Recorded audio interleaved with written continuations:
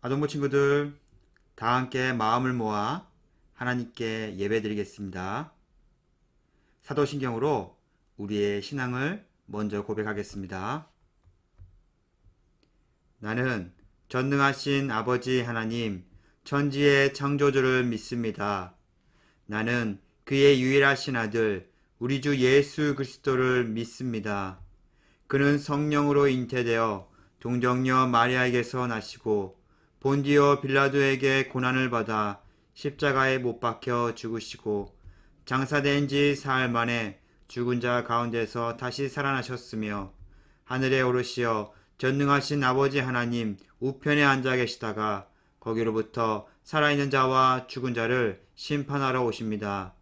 나는 성령을 믿으며 거룩한 공교회와 성도의 교제와 죄를 용서받는 것과 몸의 부활과 영생을 믿습니다. 아멘.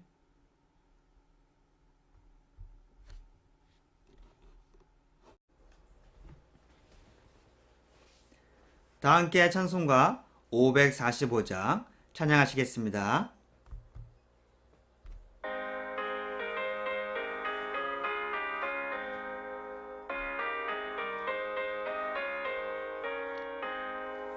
이 눈에 아무 증거 아니 배어도 믿음만을 가지고서 늘 걸으며 이 귀에 아무 소리 아니 들려도 하나님의 약속 위에 서리라.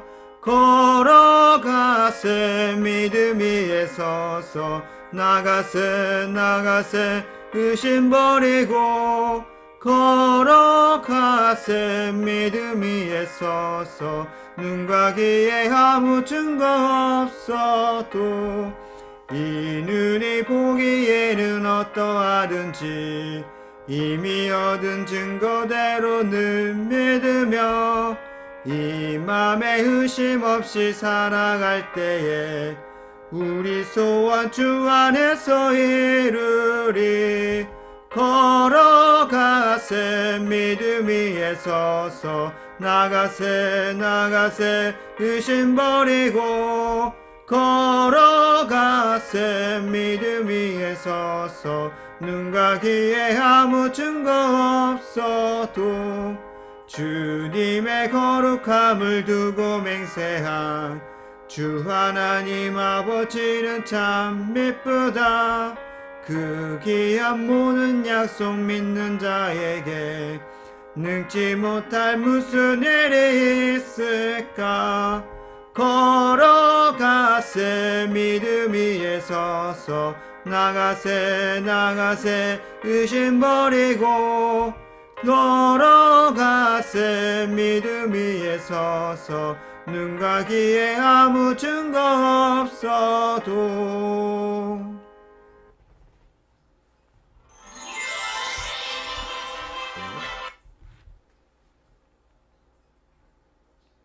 아멘.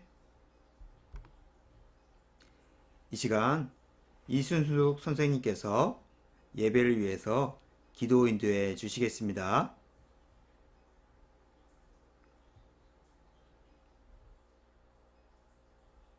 감사합니다. 사랑과 은혜가 풍성하신 하나님 아버지, 아버지의 은혜에 감사를 드립니다. 2022년 새해 1월 둘째 주 주일을 거룩히 구별하게 하시고 이렇게 아동부 예배를 비대면으로나마 드릴 수 있게 하시니 더욱 감사드립니다. 우리 아동부 꿈쟁이들이 새해를 맞이하고 겨울방학도 맞이하였습니다. 항상 하나님 사랑하고 이웃을 사랑하는 하나님의 자녀로서 늘 칭찬받는 아동부 꿈쟁이들이 될 수 있도록 인도해 주세요. 또 겨울방학 동안 독서도 많이 하게 하시고 부모님 말씀 잘 듣고 형, 누나, 언니, 동생들과도 사이좋게 지내게 해주세요. 예수님처럼 지혜와 키가 자라게 하시고 더욱더 믿음이 크게 자라게 도와주세요. 수고하시는 주의 종 영육간에 강건하게 지켜주시고 하나님 말씀 선포하실 때에 우리들의 마음밭에 잘 뿌리내리게 하셔서 말씀대로 살아가게 해주세요. 그리하여 하나님 영광을 나타내는 우리 모두가 되게 하여 주세요. 이 모든 말씀 우리 주 예수 그리스도의 이름으로 기도드립니다. 아멘. 이 시간 하나님 말씀 봉독하겠습니다. 말씀 봉독은 우리 김동욱 학생이 하겠습니다. 열왕기상 21장 17절에서 19절 말씀. 여호와의 말씀이 디셉 사람 엘리야에게 임하여 이르시되 너는 일어나 내려가서 사마리아에 있는 이스라엘의 아합 왕을 만나라. 그가 나봇의 포도원을 차지하러 그리로 내려갔나니 너는 그에게 말하여 이르기를 여호와의 말씀이 네가 죽이고 또 빼앗았느냐고 하셨다 하고 또 그에게 이르기를 여호와의 말씀이 개들이 나봇의 피를 핥은 곳에서 개들이 네 피를 곧 네 몸의 피도 핥으리라 하였다 하라. 아멘. 아멘. 아동부 친구들 반갑습니다. 오늘부터 아동부 예배가 조금은 새롭게 시작합니다. 우리 동욱이 학생이 성경 말씀을 봉독해서 영상으로 올려주었는데 정말 감사합니다. 우리 다른 학생들도 동욱이처럼 함께 예배를 인도하며 참석하는 아동부가 되기를 소망하며 용기를 내기 바랍니다. 올해도 작년에 이어서 열왕기 성서를 이어서 말씀을 전하겠습니다. 여러분 기억하시나요? 북이스라엘 왕 아합이 그의 아내 이세벨에게 충동되어 바알과 아세라 우상 숭배를 하며 바알을 마치 하나님처럼 섬겼었습니다. 그런 중에 하나님께서는 선지자 엘리야를 보내어 바알이 하나님이 아니라 여호와가 하나님이신 것을 기적으로 직접 체험하게 하셨습니다. 바알을 섬기는 선지자들을 다 죽이고요. 그런데도 아합 왕은 깨닫지 못합니다. 오히려 악한 이세벨에게 또 충동되어 엘리야를 죽이겠다고 하죠. 여러분, 어떤 시대에 선지자가 나타났다는 것은 그 시대가 하나님 보시기에 악하다는 것이라고 했죠. 그런데 아합이 다스리던 시대에는 엘리야뿐 아니라 많은 선지자가 활동한 시대입니다. 그렇다는 것은 그만큼 그 시대가 더 악하다는 거겠죠. 여러분, 그렇다면 아합이 다스리는 북이스라엘 역사를 우리가 계속 이어서 살펴보겠습니다.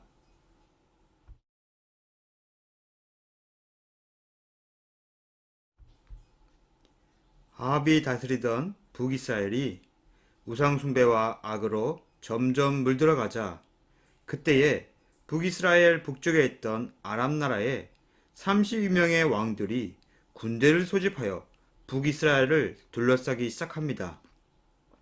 북이스라엘을 정복하여 다 빼앗겠다는 거죠. 그리고 아합 왕은 두려움에 떱니다. 10만이 넘는 아람의 대군과 싸우기에는 자신의 군대가 너무나 터무니없이 작아 보였거든요. 그때 하나님께서 한 선지자를 아합에게 보냅니다. 왕이시여, 아람 나라의 큰 군대를 보셨습니까? 하나님께서 저 큰 군대를 당신의 손에 붙이셨습니다. 당신이 승리할 때에 여호와가 하나님일 줄 알게 될 것입니다. 선지자의 말을 듣고 아합 왕은 적은 군대를 이끌고도 아람 나라의 대군과 싸워 승리를 합니다. 하루아침에 아람 나라의 군대 10만이 죽은 것입니다. 그런데 아람 나라의 군대의 수장 베나닷은 자신의 목숨을 구하기 위해 아합 왕 앞에서 온갖 불쌍한 척과 아부를 떱니다. 아합 왕이 세상에서 가장 인자하고 위대한 왕이라는 거죠. 그러니 살려달라는 것입니다. 사실 하나님께서는 반드시 아합에게 아람 나라의 군대 수장 베나닷을 처형하라고 명령했는데 아합은 하나님의 말씀을 경솔히 듣고 베나닷을 살려준 것입니다. 하나님께서는 또 선지자를 보내어 아합을 책망합니다. 그리고 아합이 베나닷을 살렸으니 대신 아합의 목숨을 빼앗겠다고 하십니다. 그날 밤 아합은 한숨도 잠을 이루지 못합니다. 자신이 하나님의 명령을 어겼다는 죄책감과 함께 곧 죽음을 맞게 될까 걱정이 된 것이죠. 여러분, 사실 아합은 그렇게 악한 왕이 아닙니다. 아합의 아내 이세벨만 없다면 하나님을 잘 섬길 여지가 있었습니다. 그러나 문제는 아합이 분별력도 없고 너무나 어리석었습니다. 하나님도 그런 아합을 아시기에 그의 심판을 잠시 미루시며 기회를 주신 것입니다. 그로부터 얼마 후 이런 일이 일어났습니다. 북이스라엘의 왕궁과 가까운 거리에 이스르엘이라는 곳이 있습니다. 이 지역은 너무나 기름지고 좋은 땅이라서 농사 짓기가 좋습니다. 특히 포도 농사를 지으면 최고의 상품을 얻을 수가 있습니다. 그런데 아합 왕도 가지지 못한 이 좋은 포도밭을 나봇이라는 사람이 가지고 있었습니다. 더욱이 왕궁과도 너무나 가까워서 아합이 늘 탐내던 땅이었습니다.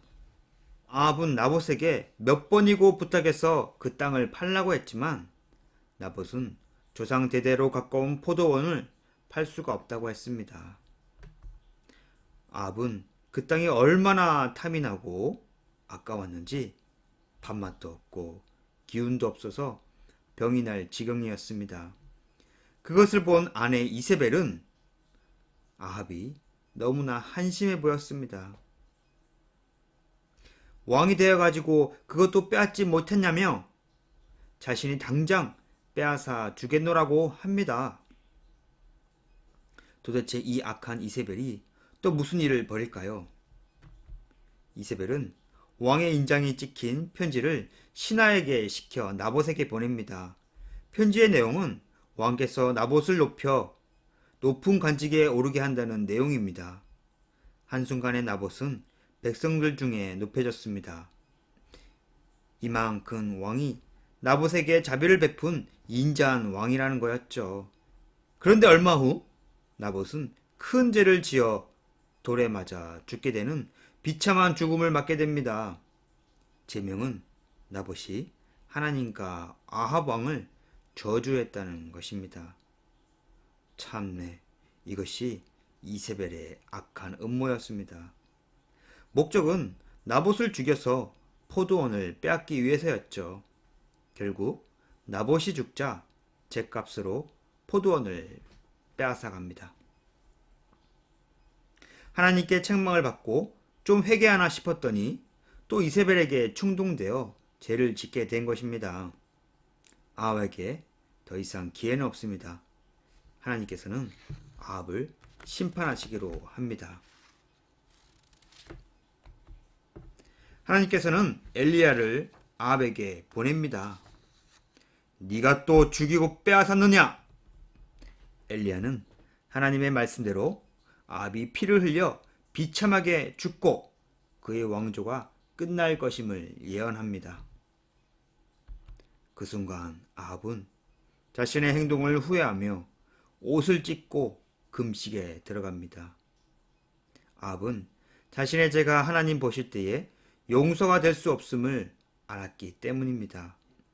이렇게 후회하며 자신의 죄를 뉘우치는 아합의 모습을 하나님께서 보시자 당장에는 아합의 집을 심판하지 않겠다고 하십니다. 그러나 그로부터 얼마 지나지 않아 아합은 그의 아내 이세벨에게 또 충동되어 전쟁을 일으키게 됩니다. 더 넓은 땅을 차지하기 위해서죠. 이세벨은 아합을 충동시켜 길르앗 라못이라는 땅을 차지하기 위해 아람 나라와 전쟁을 일으킵니다. 지금은 아합이 전쟁을 일으킬 때가 아닙니다. 조용히 하나님의 용서하심을 기다려야 되겠죠. 이런 상황에서 하나님께서 어떻게 아합과 함께 하시겠습니까? 물론 이스라엘 왕들은 반드시 전쟁에 나갈 때에 하나님께 전쟁을 해도 되는지 여쭤보고 전쟁을 치릅니다. 그런데 문제는 여호와 하나님을 섬기는 선지자는 그 전쟁을 반대합니다. 그래서 아합의 아내 이세벨은 하나님의 선지자가 아닌 바알과 아세라를 섬기는 선지자 수백 명을 불러와 반드시 전쟁에 참가하여 승리할 것을 예언하게 합니다. 어리석게도 아합은 정직한 하나님의 선지자들의 말을 무시하고 거짓말하는 우상의 선지자들의 말을 듣고 전쟁에 참가합니다. 하나님께서도 더 이상 이 어리석은 아합에게 더 바랄 게 없으십니다. 북이스라엘과 아랍 나라의 전쟁이 시작되었습니다. 그런데 이번 전쟁은 좀 이상합니다. 아람의 왕이 그의 군대 장관들에게 명하기를 이번 전쟁은 오직 아합 왕만을 찾아 죽여라. 아랍 나라의 목표는 오직 아합 왕이었습니다. 그때 아랍 나라의 궁수 한 명이 우연히 활을 당기어 화살을 쏘니 그 날아가는 화살은 정말로 우연하게도 아합의 심장을 향해 날아가 명중했습니다. 아합은 정쟁 중에 겨우 말에 매달려 결국에는 숨을 거두게 됩니다. 아합의 피는 땅에 고여 배고픈 개들이 핥았습니다. 이렇게 아합은 하나님의 선지자 엘리야의 예언대로 비참한 죽음을 맞게 됩니다. 아합이 죽고 아합을 대신하여 아합의 아들들이 왕이 되지만 아합의 시대는 점점 종말을 맞게 됩니다. 하나님께서 또 다른 사람을 일으켜 쿠데타를 일으키시고 그를 왕으로 세우실 계획을 세우셨습니다. 사랑하는 아동부 친구들, 우리가 하나님을 믿을 때는 우리 마음에 어리석은 마음을 물리쳐야 합니다. 아합은 그렇게 악한 사람이 아니었습니다. 하나님께 회개할 줄도 알았습니다. 그런데 그의 아내 이세벨이 아합의 마음에 욕심을 불어넣자 아합은 어리석게도 하나님 말씀을 버리고 욕심에 따라 행동했습니다. 하나님은 이렇게 나약한 인간을 사랑하시사 깨달을 기회를 주십니다. 그런데 이런 기회도 잡지 못하는 사람은 정말로 어리석은 사람입니다. 어리석음이란 하나님을 알지 못한다는 것입니다. 아무리 능력과 기적을 보여주어도 하나님이 누군지 알지 못하면 또 죄를 반복해서 짓게 되는 것입니다. 그래서 살아계신 성경 말씀을 통해 하나님이 누구신지 알고 깨달아서 어리석음에서 벗어나야 합니다. 저는 우리 아동부가 정말로 지혜로운 아동부가 되기를 바라고 있습니다. 항상 하나님께 사랑을 받고 지혜도 받는 우리 아동부가 되기를 소망하며 기도하겠습니다. 아멘.